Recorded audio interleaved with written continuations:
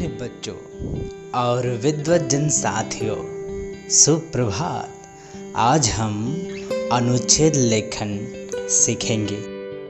आज अनुच्छेद लेखन में हम सीखेंगे अनुच्छेद लेखन का अर्थ व परिभाषा, अनुच्छेद लेखन हेतु ध्यान देने योग्य आवश्यक बातें, अनुच्छेद और निबंध लेखन में अंतर, अनुच्छेद लेखन के कुछ उदाहरण।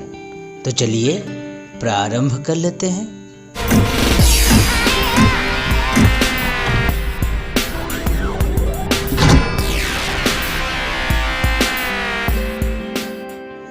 अनुच्छेद लेखन। यहाँ लेखन का अर्थ है लिखना, और ये अनुच्छेद शब्द अंग्रेजी भाषा के पैराग्राफ शब्द का हिंदी पर्याय है। यानी अनुच्छेद को अंग्रेजी में पैराग्राफ कहते हैं। किसी भाव या विचार को व्यक्त करने के लिए लिखे गए संबद्ध और लघु वाक्य समूह को अनुच्छेद लेखन कहते हैं। दूसरे शब्दों में कह सकते हैं कि जब किसी विषय, घटना या दृश्य को सारगर्भित तथा संक्षिप्त ढंग से एक ही अनुच्छेद में लिखा जाता है तो उसे अनुच्छेद लेखन कहते हैं। अनुच्छेद को निबंध का संक्षिप्त रूप कहा जा सकता है। इसमें विषय के किसी एक पक्ष पर 80 से 100 शब्दों में अपने विचार व्यक्त किए जाते हैं। अनुच्छेद लिखते समय निम्नलिखित बातों को ध्यान में रखना चाहिए। पहला, अनुच्छेद में विषय के किसी एक ही पक्ष का वर्णन करना चाहिए। ध्यान रखें, अनुच्छेद लेखन हमेशा एक ही अनुच्छेद में लिखा जाना चाहिए। अनुच्छेद लेखन में एक ही बात को बार बार नहीं दोहराना चाहिए। पूरे अनुच्छेद में एक रूपता होनी चाहिए।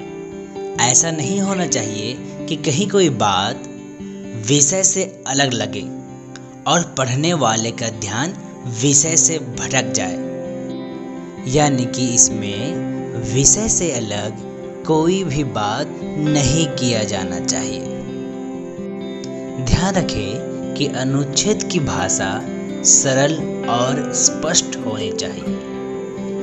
अनुच्छेद लिखते समय क्रमबद्धता बनी रहनी चाहिए, यानी उनका क्रम सही रूप में होना चाहिए, स्टेप बाय स्टेप। यह किसी लेख, निबंध या रचना का अंश भी हो सकता है, किंतु स्वयं में पूर्ण होना चाहिए। यानी कि अनुच्छेद किसी रचना, निबंध या लेख का अंश हो, फिर भी वो अपने आप में पूर्ण हो, किसी प्रकार का अधूरापन उसमें ना रहे।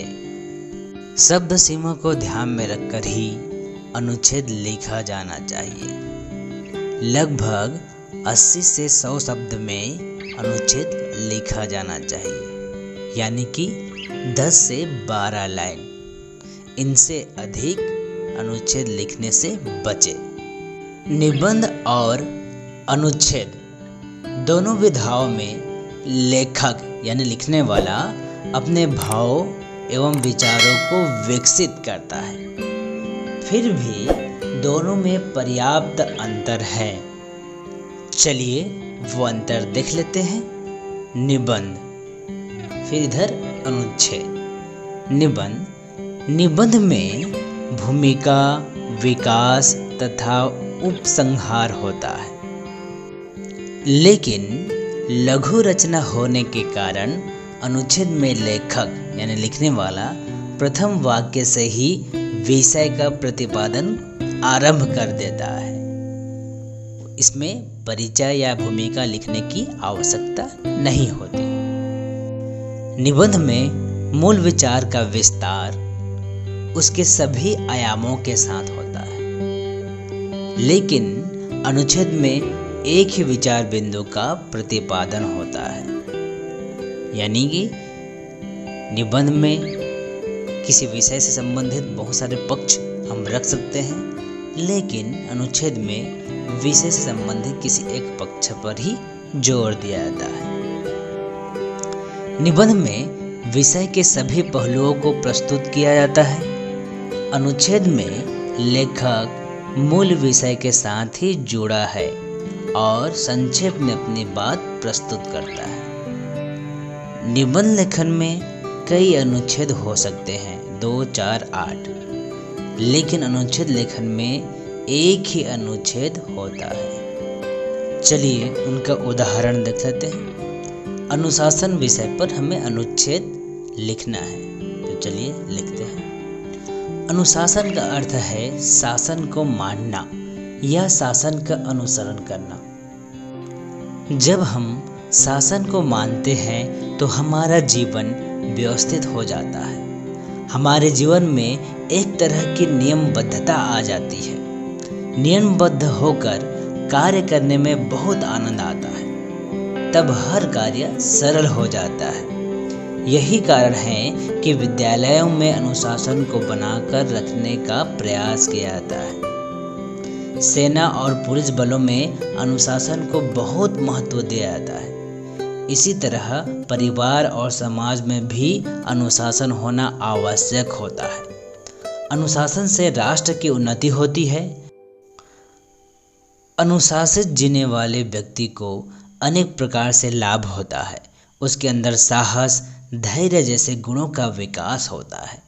इसलिए हमें समाज, सरकार या अन्य किसी भी संस्था द्वारा बनाए गए अनुशासन को मानना चाहिए। अनुशासन तोड़ने वालों के साथ किसी भी प्रकार की सहानुभूति नहीं दिखानी चाहिए। परिश्रम का महत्व विषय पर अनुच्छेद लिख सकते हैं।